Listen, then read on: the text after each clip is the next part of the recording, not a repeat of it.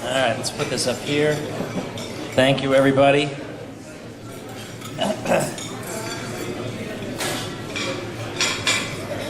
Okay. Oh, can I stand on this? Okay. I don't know if that's some kind of insult, like they know I'm short, so they've got this special little, actually rather rickety contraption here.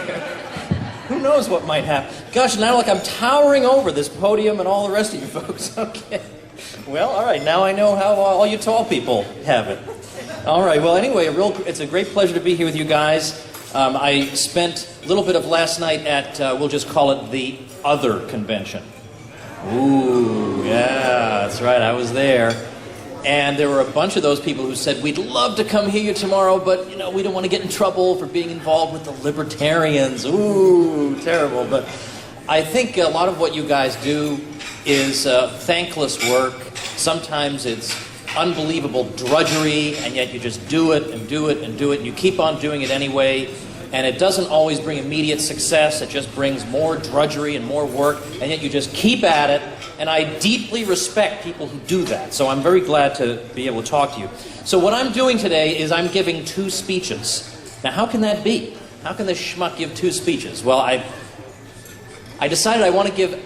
First, I want to start with, here's what I would say. Let's suppose what we all crave is that if only we could grab the whole country by the throat for just like a half hour. If we could just talk to people for a half an hour, what would we say to them that would leave them libertarians on the other side of that? That's what I want to do. But then I also thought, but I also want to talk to the libertarians. I don't want to talk to these imaginary non-libertarians for the whole speech. I also want to talk to the libertarians, so I'm going to give 2 speeches. So the first one is, what would I say to the whole world if I had their attention after they've gone through 12 years of government propaganda and they've been told the exact opposite of everything I'm going to say to them? What would I in fact say? And then secondly, what would I say to a bunch of libertarians if I just happened to have them in a room together? And guess what? Look, hey, here I am. So we're going to do both of those and then sort of tie it all up together. So we're going to zip right along. Now, everything I say will not be footnoted, given the time involved, and I have so much to try to cover, because I'm trying to convince people who have spent their entire, well, youth anyway, in an institution funded by the government whose job it is to make them into conformists. So it is tricky. I have a lot to say to these people. So I'm going to zip through it.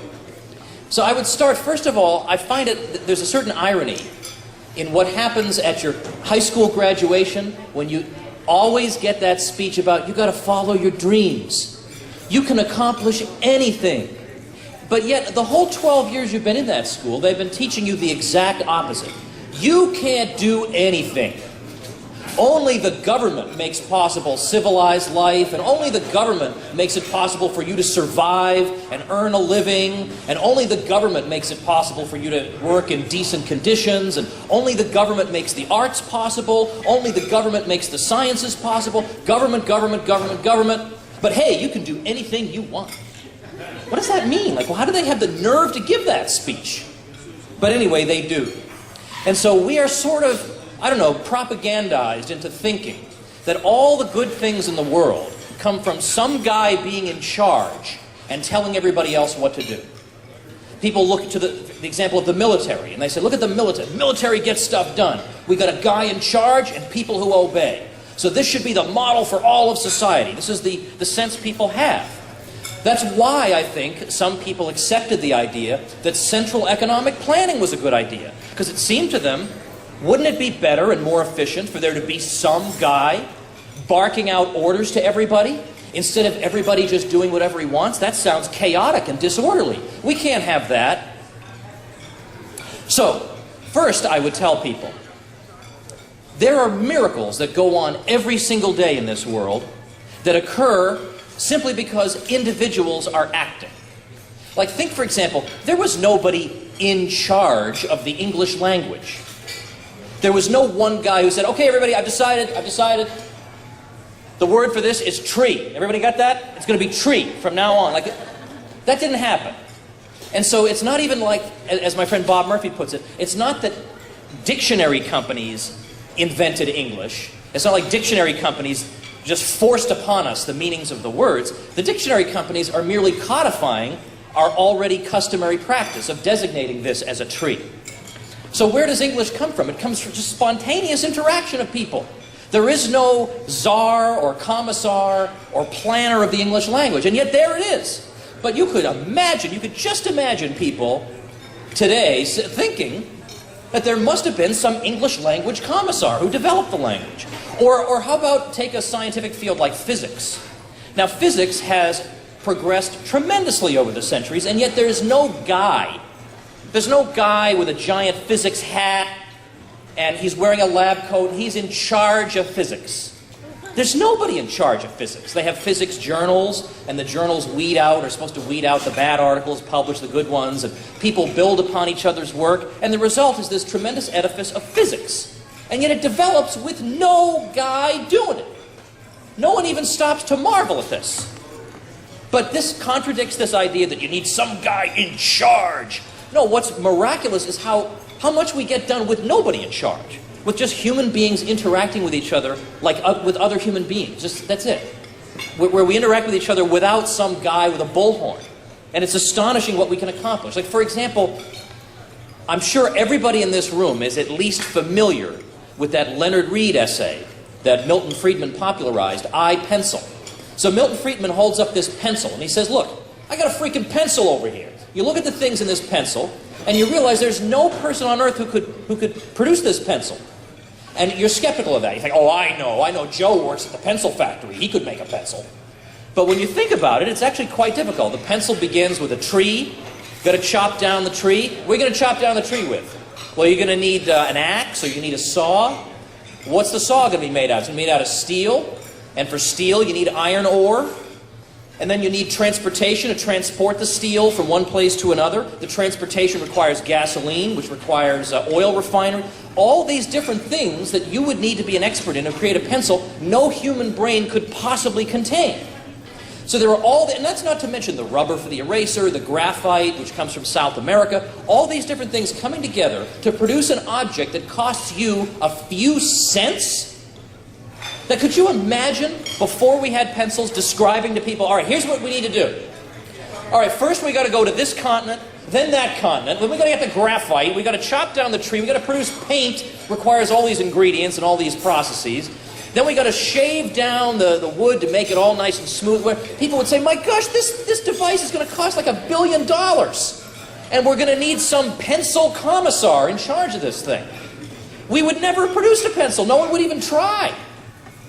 And yet this happens every single day, and nobody even notices it. Nobody even notices the miracle of this without any central direction, without that bullhorn guy. These miracles go on every day, and we are not ever taught to stop and appreciate them for a change.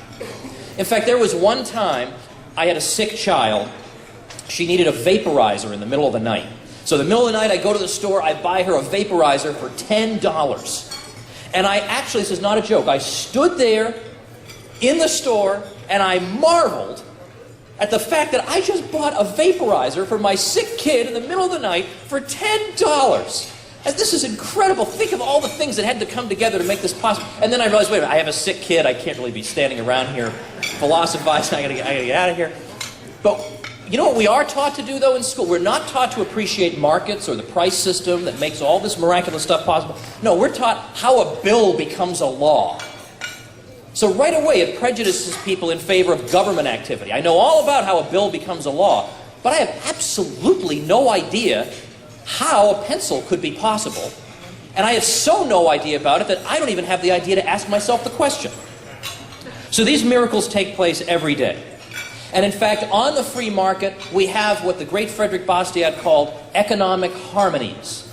That on the market, we are all acting harmoniously in cooperation and concert together. That workers and businessmen have the same interests. Not contrary interests, the same interests. The businessman wants low taxes on his business so that he can make more profits.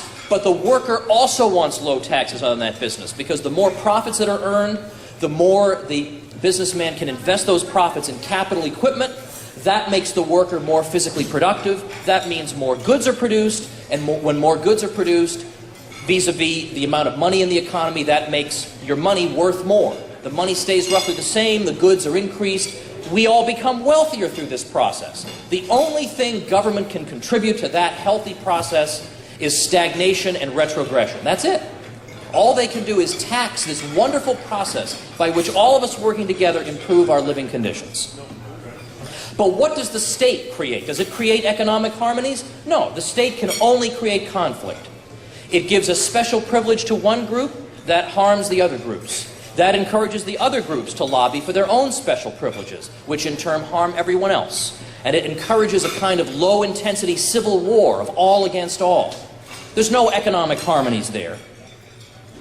Now, but they say that what I'm saying to you is too simplistic.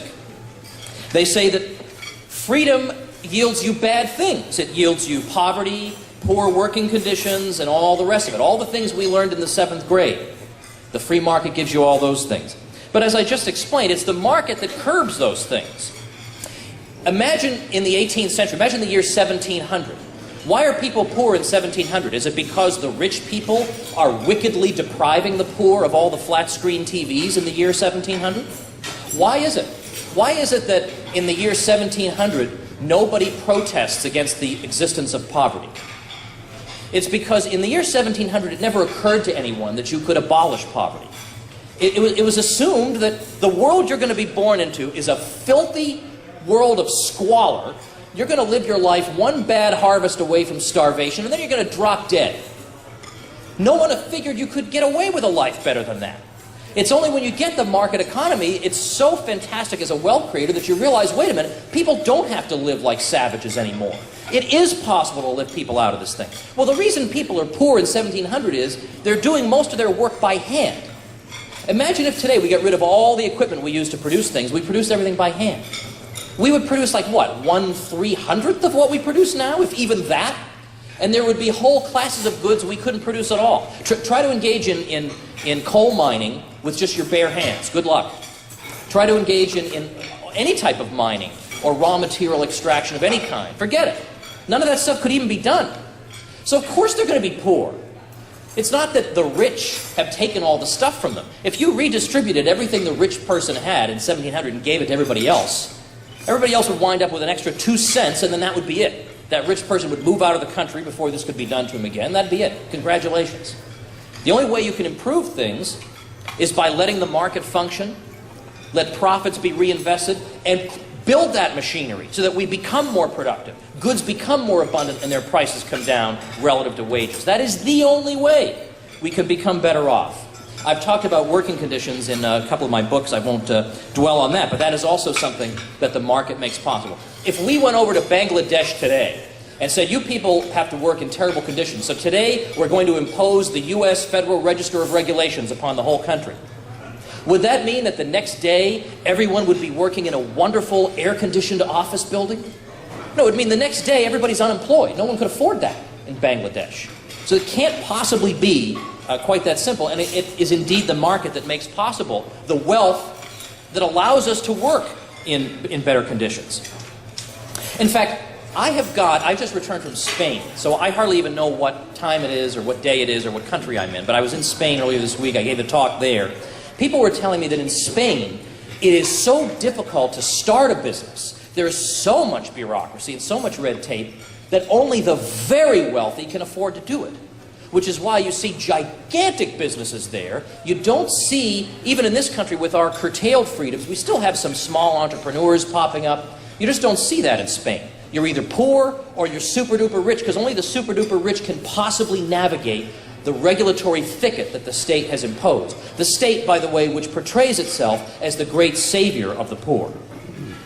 Well, how about poverty around the world? Is that the fault of the free market? Is that the fault of you and me, of us being free? Well, in fact, this is the century, the 21st century and the 20th century combined. These are the centuries where we've started to see, after some years of third way central planning, we started to see in the mid-20th century, but starting really in the 80s, a lot of liberalization of the good sort around the world. And what did we see? Poverty fell dramatically.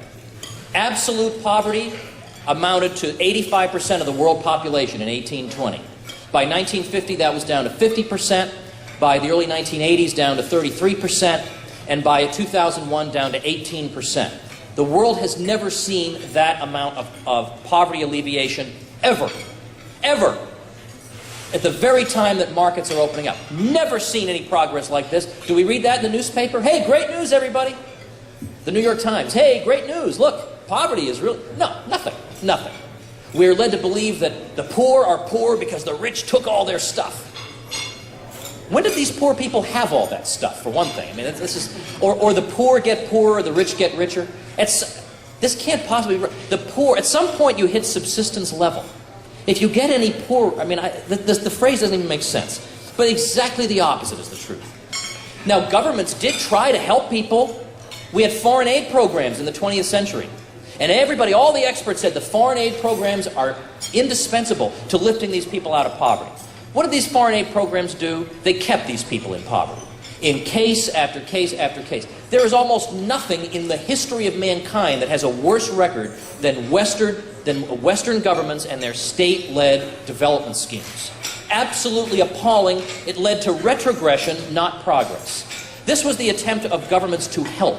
When they stopped helping, things got a lot better. When Chile had foreign aid cut off, when South Korea had foreign aid cut off, or Hong Kong, these places flourished because no longer could their crummy statist policies be subsidized. They have to adopt the free market. The result was fantastic prosperity. Well, how about domestically? How about in the United States? Surely government got rid of poverty in the U.S. Where would we be without our overlords here, right? We'd all be impoverished, earning 2 cents an hour, digging in a ditch somewhere. Well, it turns out that in the U.S., if we look at modern standards of what constitutes poverty, in the year 1900, poverty claimed 95% of the population. By the late 1960s, that was all the way down to 12 to 14%. The amount of anti-poverty federal initiative during that time is so negligible as not to be worth talking about. And yet, poverty fell dramatically during that time. Then the government really got involved. The late 60s is when the Great Society programs really started to get funding. Then the government got involved. Then what happened to poverty? So it had been coming down like this. Then what happened? Then it stagnates. Now, we can talk about what the reasons for that would be, why these programs are counterproductive, and again, in some of my books I've talked about that. But the point is, there is this brute fact of the poverty rate going like this, and then the government gets involved and it goes like this. Now, suppose the situation had been reversed. Suppose the government was spending a lot on poverty all these years, and then we saw poverty fall. And then the government, because evil libertarians got in charge, the government stopped spending money on it, and then poverty leveled off. You know what we would hear. Well, this just goes to show government spending is what alleviates poverty. And if we get rid of the government spending, then it stagnates. But exactly the opposite is the truth.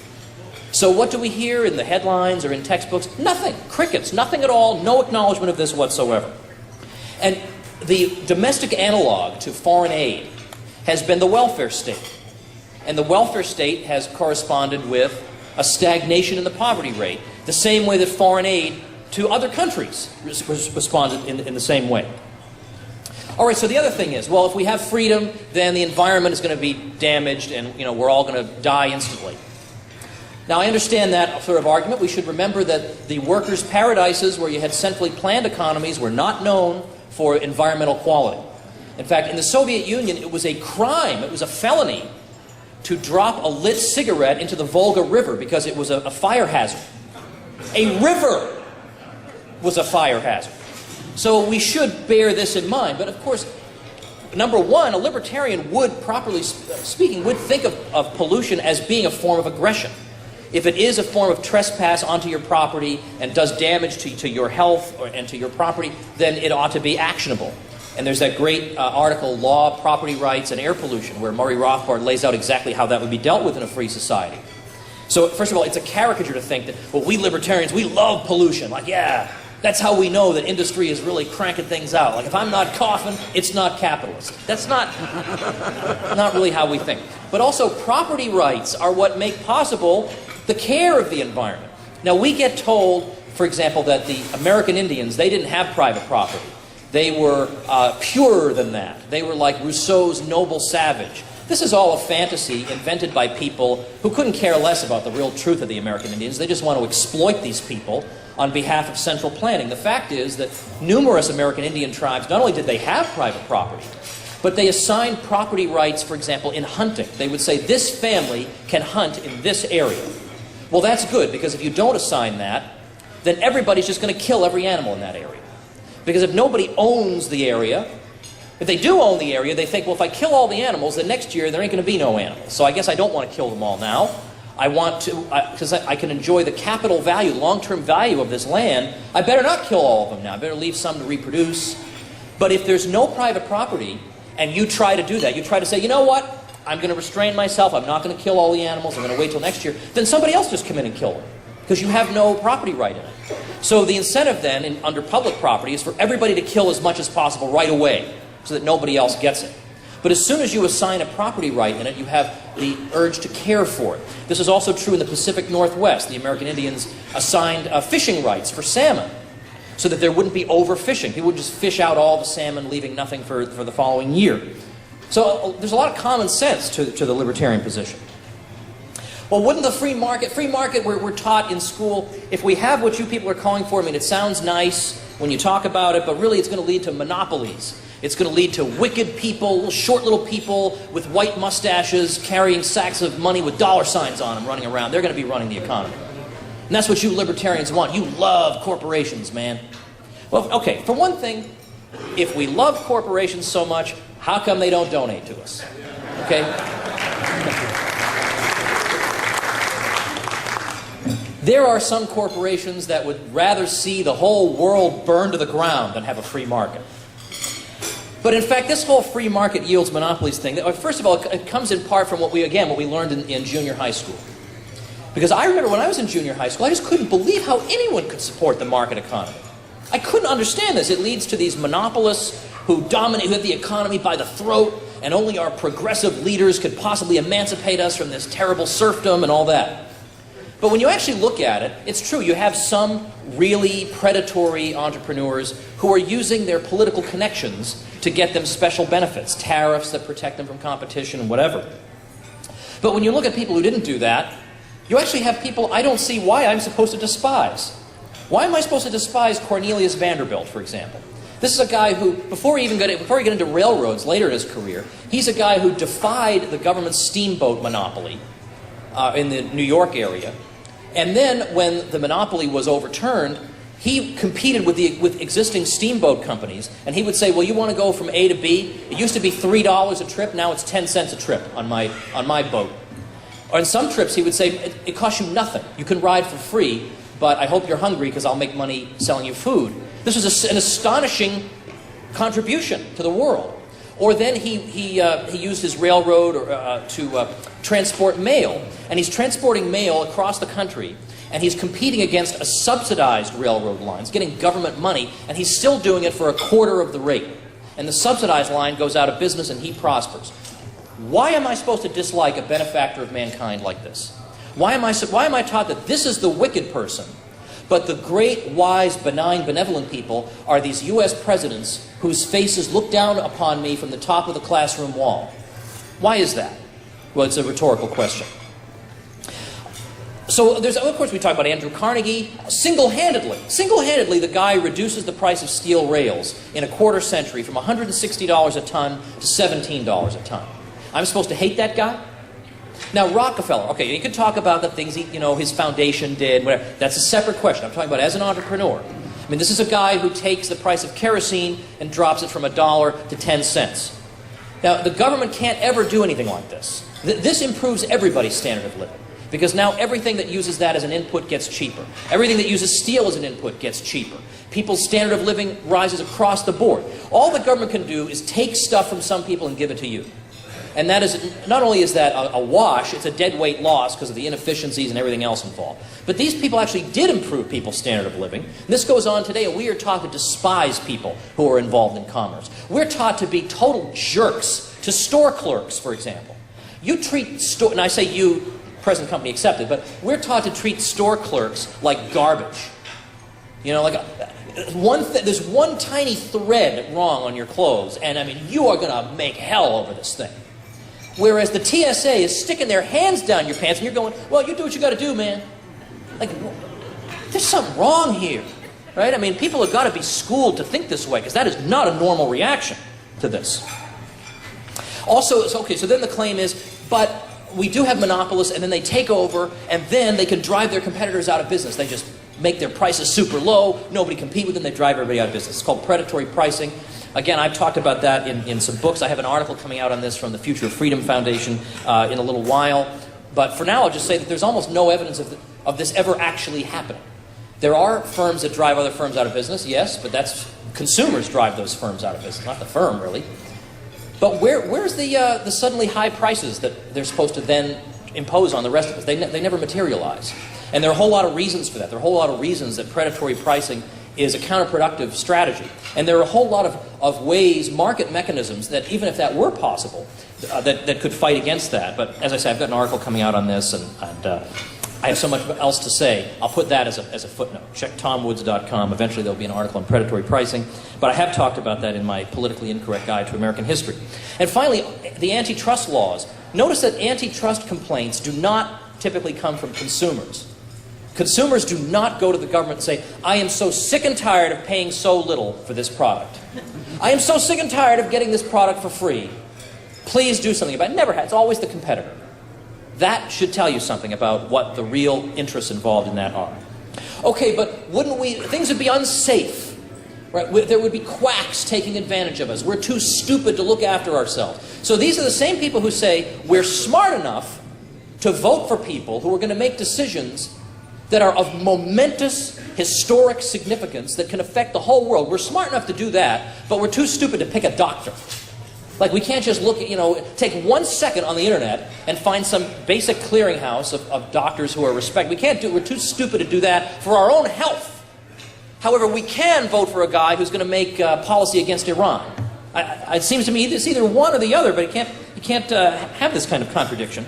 But when we think about something like occupational licensing, the state has to license people because otherwise we'll all be taken advantage of. Well, again, not only are there private certification agencies all over the place, I mean, there's even in terms of regulation, Underwriters Laboratories certifies electrical products. That's a private organization. It puts its seal of approval on a product, and if that product is unsafe, Underwriters Laboratories is ruined.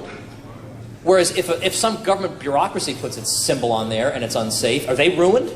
Are they ruined? No, their budget doubles. They're not ruined. Look at the incentive that's there.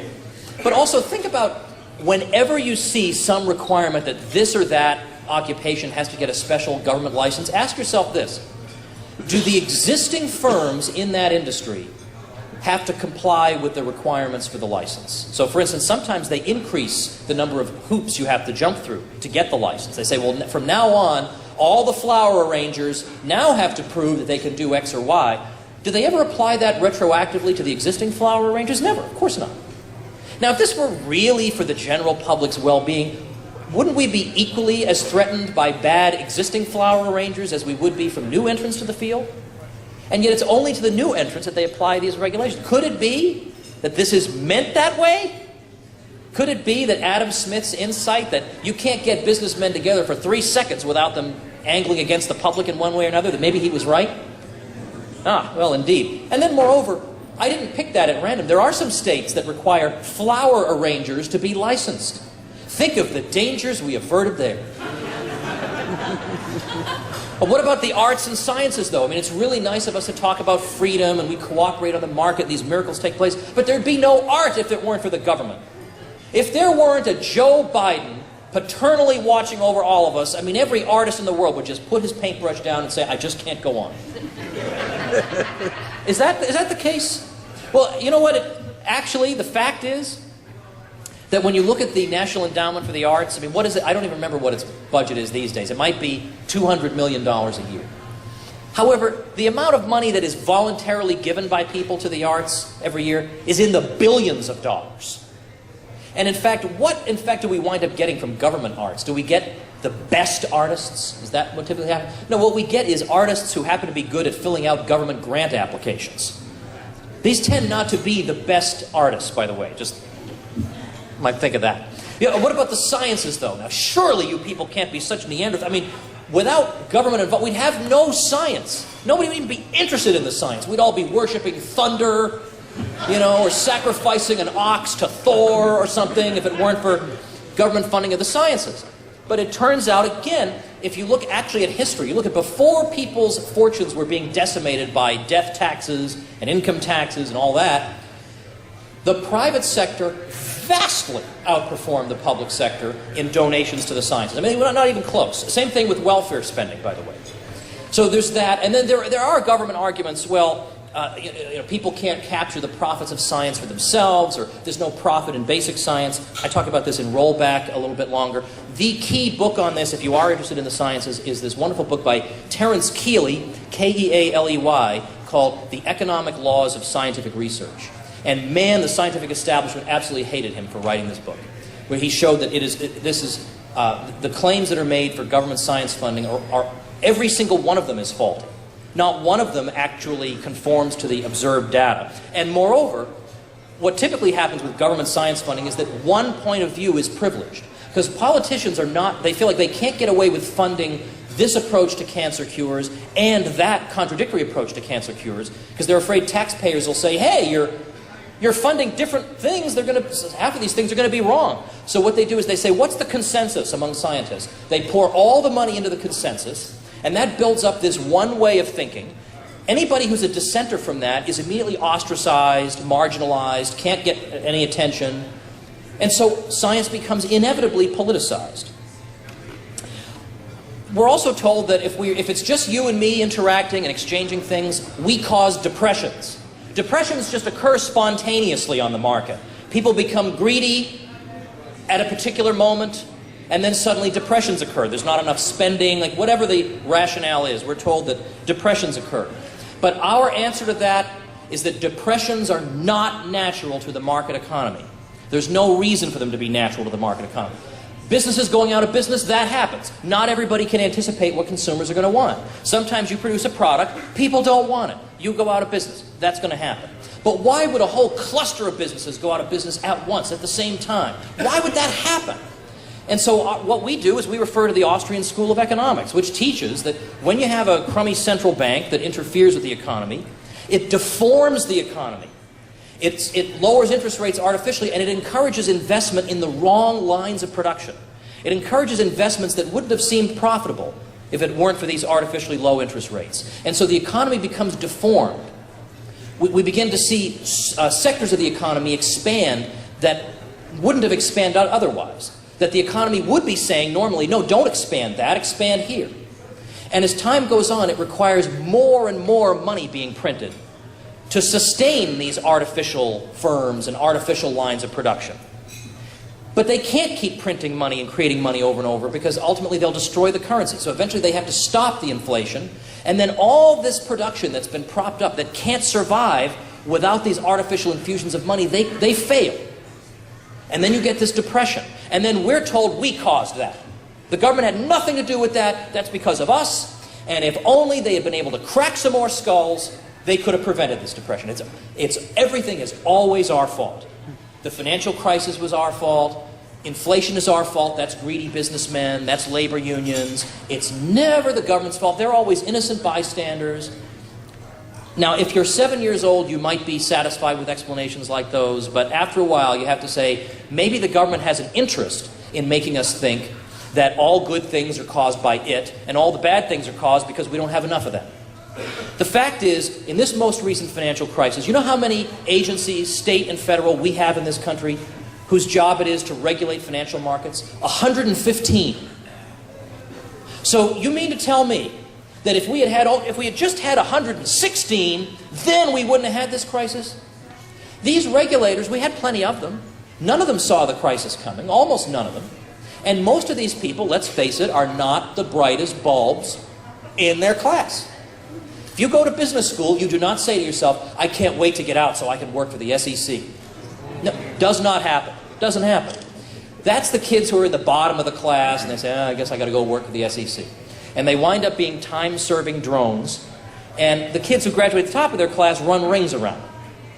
It is not for lack of regulators that we had this problem. Who's the chief regulator of the banking system? The Federal Reserve and the Federal Reserve Chairman. Did they perceive that there were problems coming down the line?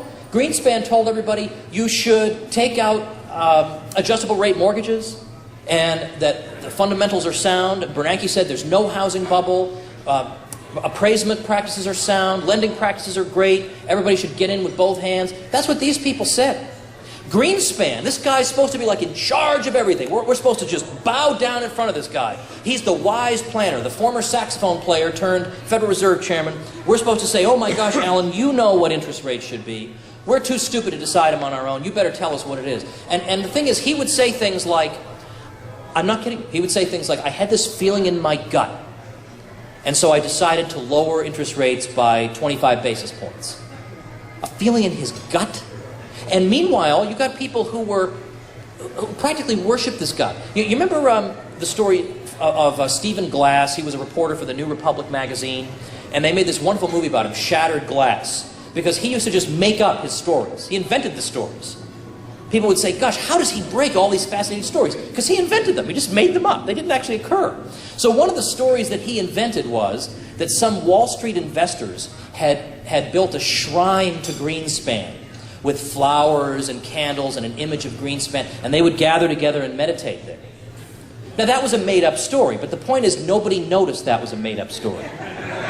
People thought, yeah, that seems plausible. That is creepy. I mean, this is what we are taught, the type of disgusting, superstitious reverence we are taught to have for these people. And then it turns out they're dead wrong. Greenspan even was interviewed, was it Diane Sawyer? I can't remember. He was interviewed not long ago, and she played a portion of his congressional testimony. Total gibberish that makes no sense whatsoever. And she asked him to explain what this meant. And he admitted that he was just making stuff up. He was trying to throw Congress off the track, and he figured Congress doesn't know anything about monetary policy, so you just go blah, blah, blah, and they'll just go, yes, sir, when's lunch? And so it turns out that even Greenspan himself, he called it, well, what I was using there was syntax destruction. So he's even got his own weirdo phrase for it. So think about this now. So this is a guy who's in charge of the money supply, and he admits that he just blabs and blabs about nothing to throw Congress off the track. Meanwhile, he's totally clueless about what's going on, and we're supposed to repose our confidence in these people. And that you and I, who are skeptical of this, there's something wrong with us. We must be antisocial or something if you don't like Alan Greenspan. Something wrong here. Now, ultimately, what does it boil down to, though? We can answer all these objections all day long. It basically boils down to there are two ways to acquire wealth. You can create wealth by serving your fellow man. That's the way a civilized person creates wealth. Or you can expropriate people. You can loot people. At the point of a gun, you can take stuff. That's it. Everything boils down, one way or another, boils down to one of those two original ways. Well, it's obvious which way our society has chosen. So we have agriculture subsidies that help the farmer, and that basically amount to a gun in the ribs of everybody else. We have sugar quotas that steal on behalf of the sugar producers. We've got the Export-Import Bank, which diverts credit to certain favored firms. We've got the Federal Reserve, which diverts credit to certain favored firms. And this just goes on and on and on and on, not to mention all the other things, the military-industrial complex. All of this occurs through the barrel of a gun. And we have to ask ourselves, is this the most humane way for human beings to interact with each other?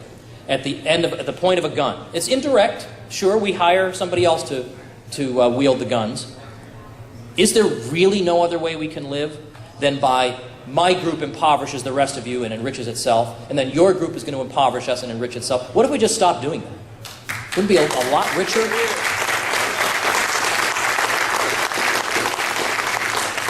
So it really boils down to, is the foundation of civilization peace and free exchange and voluntary interaction of individuals?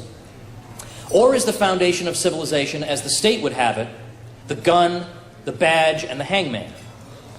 The state has warped our moral sense and taught us that looting and aggression are okay as long as they're done by majority vote. And it has turned us against each other. It has taken natural harmonies and replaced them with disharmony.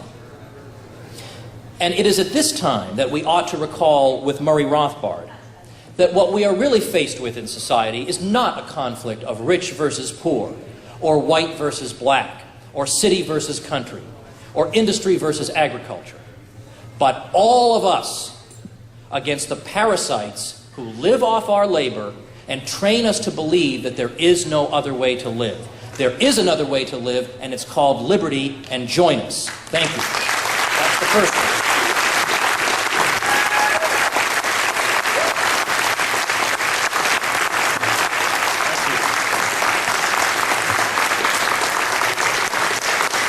Thank you. Thanks very much. Okay, now that's speech number one. The second speech is much shorter. It's like I can't even dignify it as a speech. It's like 5 minutes of pep talk. But I do want to give a pep talk. I don't want to just give a speech just for non-libertarians. It'd be a little weird at a libertarian convention. So a few little things, and then afterward I'm going to zip over to the glasses were nice enough to let me use some of their table. So I have a few titles. I'll be sitting there chit-chatting with folks. Although, you know, at 1:30 you've got to beat back. So don't you get in trouble. Don't blame me if you're out here talking to me. You know, I didn't tell you to do that. Okay, I just want to give just a little bit of advice or just thoughts about libertarians and libertarian political activism. And this is not dogmatic. If you don't agree with me, that's perfectly fine. You know, these are honorable sources of honorable disagreement. But first thing that I would think to say to somebody who wants to run as a libertarian is do not run on lower taxes and lower spending. Of course, we favor lower taxes and lower spending, but unless you're going to say that I pretty much want, I mean, so low that you can't believe how low I want the taxes and spending to be, then people will just vote Republican. Because they'll just say, well, you know, libertarians have a hard time winning, Republicans are more likely to win, so I just vote for the Republican. If you're just Republican light, why would people vote for you?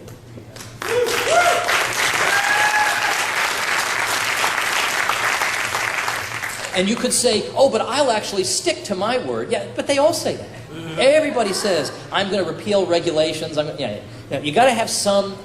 Only you can figure out what your unique spin on the liberty message is. But you better have that spin to distinguish yourself. Of course, you've got to use YouTube these days. And I think Gary Johnson, I'll be honest, I think he's done some very good ads so far, distinguishing himself from the two parties. And I think that's a critical thing. And I would basically just say that the likelihood that libertarians are going to get the 65 and over demographic is very, very low. Very unlikely, because Ron Paul couldn't get it. I don't mean you ever write anybody off.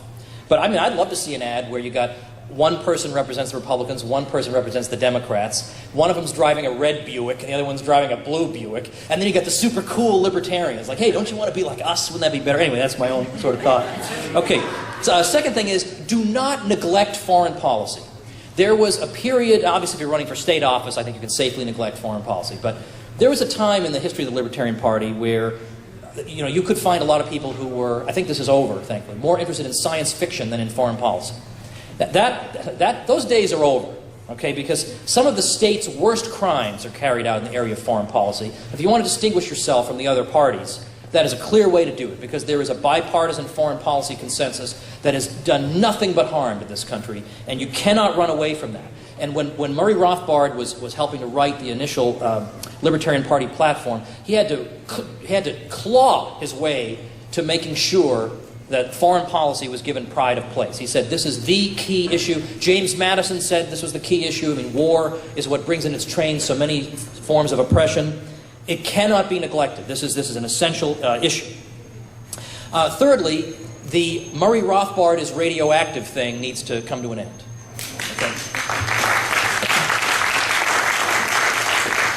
There are people who, now you notice I made respectful reference to Milton Friedman. He had many important contributions that we respect. However, Rothbard was a great man. I don't mean you have to worship him. I don't mean you have to agree with every word he ever said. I don't mean you have to belong to a cult of Rothbard. I don't mean you have to wave incense in front of him. But for heaven's sake, somebody writes a 1,000-page economic treatise that is praised by Ludwig von Mises, who was not exactly copious in his praise, if you know anything about him, who in his 20s and 30s was so conversant with economic literature that he knew the mainstream inside and out. Look at the footnotes in Man, Economy, and State. In his spare time, he writes a 4-volume history of colonial America. He publishes libertarian newsletters. He founds the Quarterly Journal of Austrian Economics, the Journal of Libertarian Studies. He writes works of history on the Great Depression that are astonishing in their scope and their effectiveness. He writes a study of the Panic of 1819 that's praised by every academic journal. One could, I mean, look at him. He was a movie reviewer. His correspondence is this big. You would write to him, he would write you back, even though how did he find the time? He's writing all these big books on an old typewriter. I mean, this, maybe you didn't agree with every strategic decision he made, but, you know, whoever's infallible in this room will drop Rothbard and follow you.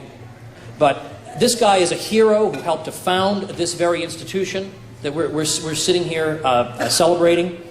So this whole thing where the only libertarians in the world are Hayek, Friedman, and John Stossel, that's got to go. And you know who I mean when I say these things. And that's not to say that we shouldn't respect John Stossel. In no way am I taking anything away from those people. I'm not trying to take away, I'm trying to give. Okay, always give. And then finally, one small little thing, and I hope I won't seem like an ungrateful guest, because believe me, I am extremely grateful to be here. But I noticed that on the sign, I was going to say this anyway, and then I saw on the sign it says this for the Texas Libertarian. So just a gentle correction from my point of view. I don't think it's a good idea to describe libertarians as being fiscally conservative and socially liberal. I think that's a wrong way of looking at it. Because that, for one thing, I mean, if you're really, really, really pressed for time, I could maybe see that. But I think, first of all, it makes us sound like we don't really have a philosophy.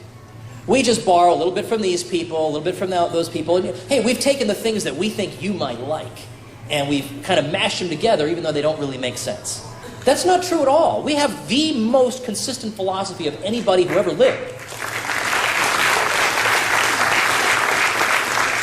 Our philosophy is we're against the initiation of violence. That's it. And whatever follows from that, that's what we believe. That's it. Very simple. And also, think of, I mean, the words fiscally conservative have been corrupted, I think, beyond hope. I don't want to be confused with those people. Okay? People, oh, I'm fiscally conservative. I just want the deficit to be only $800 billion. Yeah, you know what? We are a different species of person from that. But now, just so that you won't think all I do is gripe, because it's not griping, it's just some constructive criticism, I want to point out just one quick thing that we should be happy about. The fact that we have been out of power, we have not been in the inner circle. There's one good silver lining to that. And that is, as the wheels are coming off, and they are coming off fast.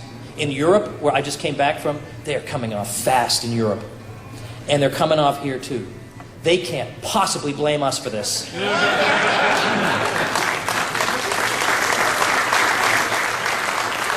People are going to be looking for answers. And they're going to be looking for answers not from the same old people who caused all the problems. They're going to be more willing than ever to look in places that they wouldn't have thought they would have looked, even 5 years ago. And that's the gap we have to fill. Now, I know it's a cliche to say the internet has opened up a lot of possibilities for us, but it's absolutely true. Now, it's also true that on the internet you can read Time magazine. You can read mainstream opinion. But the point is, you could read mainstream opinion before the internet. But you couldn't really find us. I mean, and if you did, by accident, you know, if you want to find out about our philosophy, you got to send a self-addressed stamped envelope to some address somewhere, and 3 weeks later you get a pamphlet. But today, we can reach people in ways that are astonishing. And so what I want to urge people to do is something that I've been urging people to do in a lot of the places that I've been stopping. You have ways to reach people that are free. You can start your own blog and it's free. And you should do that. And you say, well, I'm already really busy. Just get more efficient. We can all get more efficient. Carve out 20 minutes a day and just write on that blog. What do I write about? Well, if current events aren't enough to chew on, or if you feel like, well, I don't have enough original to say, other people are talking about current events, read. There's plenty of good stuff to read. Just write about what you're reading. And that'll help somebody. Somebody else who's going to be reading that thing. It'll help that person navigate. Just write down what your thoughts are about what you're reading. I actually made up a thing. I know we're not just about economics. We're about the whole package. But I'm interested in economics. So I wrote up a free resource because people kept asking, what should I read? I want to become knowledgeable in Austrian economics. So I wrote up learnaustrianeconomics.com. So you can go there, and this link to almost all the resources are online for free, or you can listen to them. So get a few of those and just start writing about them. And this will help somebody. It'll help you. It'll make you a better writer. It'll help you organize your thoughts better. There will be no time in your life when you're going to say, gosh, I'm so sorry I wasted time becoming a good writer and thinker. That was just out the window that time. You're not going to say that to yourself. Secondly, everybody can have a YouTube channel. It's amazing. You can comment on things, and it's free. Start your own YouTube channel And it's free. It's amazing. You should do that. And this will help you get over your fears of speaking. There won't be an audience right in front of you, but you'll be surprised. It's also nerve-wracking to speak in front of just a camera. In some ways, that's more nerve-wracking because you don't know if anyone's going to laugh at your jokes or not. You know, this is just out there in the ether. But this is free. I have a friend, and I keep badgering him. I keep saying to this friend, and this is my form of saying, you better do this because someone's going to take this idea. I have a friend who's very, very, very smart. I'm blessed because I travel in these circles to know a ton of geniuses. This guy knows a lot about economics. And I said, you know what you should do? You start a YouTube channel. And every week, you make an 8-minute YouTube critiquing Paul Krugman's column.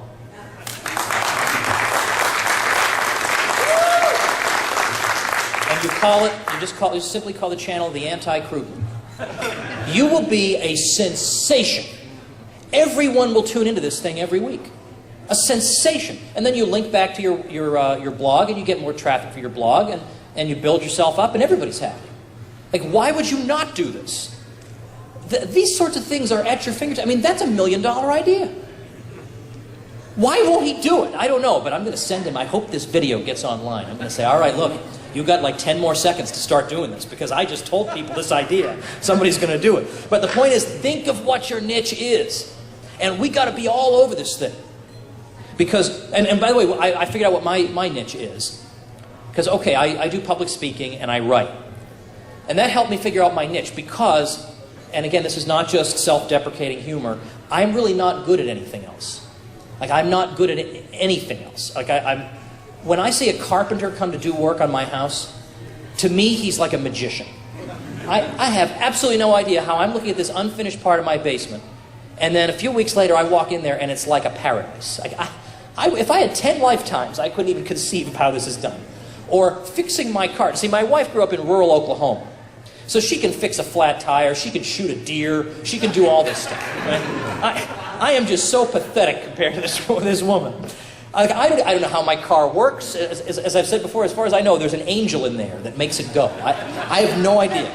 So this being the only thing I can do, I started up something where I said, in the same way that we can create our own alternative media, instead of trying to make sure that ABC employs good reporters, that's pretty hopeless, or instead of make sure the New York Times hires good reporters, that's a hopeless cause, and the New York Times is going down the tubes anyway, so who cares? Create your own. So I thought, in the same way, I'm always griping about these professors, and they fill the kids' heads with nonsense, and it's a good thing these kids are drunk anyway, and they can't retain any of this information. And I gripe about it, but then I thought, you know, a lot better than griping and being a lazy bum, because any lazy bum can gripe.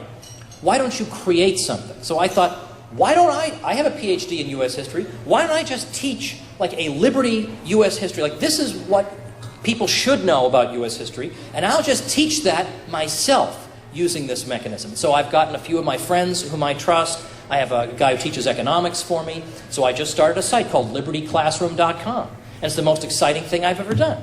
So there's stuff for everybody to do. So we are involved then in a struggle that isn't going to have a quick resolution. Because this is a struggle that goes back as far as you can go in human history. The struggle between liberty and power. In fact, if you have any books by Liberty Fund, you open them up, and on the inside cover, they have this cuneiform script from ancient Sumer, from one of the earliest recorded civilizations. And the script means liberty. So we have this going back to at least 3000 BC, this struggle, at least in recorded history. And this is going to be a struggle that will persist long after we're dead. So we shouldn't be looking for quick, immediate, short-term gains, although we should welcome them when they occur. But we should be in this for the long haul, be prepared for discouragement, and remind ourselves that we're doing the right thing. We have made so many wonderful friendships in this course of this struggle. We've expanded our horizons. I've learned so much, because I know some history and economics, but there are a lot of things I don't know about that I've learned from all of you folks. It's a privilege to be involved in this movement, and I hope you'll always think of it that way. And thanks again for having me.